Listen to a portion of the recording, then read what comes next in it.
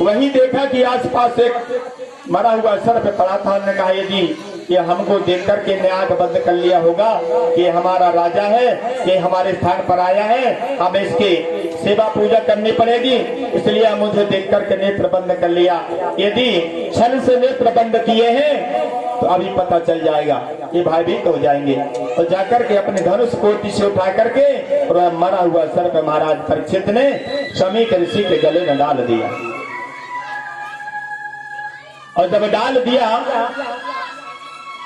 कोई बात नहीं और वहां से चल देते हैं। रास्ते में एक और अचानक एक ऐसा दृश्य देखा जिसके पीछे एक बहुत विशाल का पुरुष हाथ में नंगी तलवार लिए हुए पृथ्वी रूपी गाय और धर्म रूपी बैल के पीछे दौड़ रहा था और उन्हें परेशान कर रहा था, मार रहा था, पद प्रहार कर रहा था। राजा ने संकेत किया, सावधान, कौन हो तुम्हें?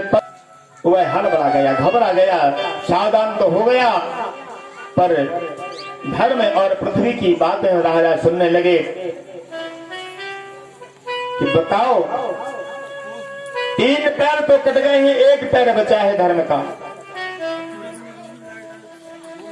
और उस पर भी वह जो विकराल वेशधारी पुरुष उस पर अत्याचार कर रहा है, मार रहा है। उन्होंने बताया तुम मनुष्य जैसी बात करते हो, अपने रूप में प्रकट हो जाओ। तो धर्म जो बैल के रूप में था वो प्रकट हो गया और पृथ्वी मां के रूप में प्रकट होकर के और निवेदन करने लगी, राजन अब आज के बाद मुझे ऐसा लगता है इस पृथ्वी के टुकड़े टुकड़े हो जाएंगे, ये आधार में आ गया है। तो कली को सावधान किया, तुम कौन हो? उसने बताया महाराज मैं कलियुग हूं। अरे तुम कैसे आ गए?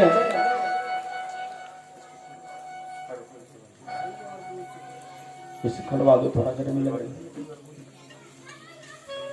उन्होंने कहा मैं महाराज कली हूं।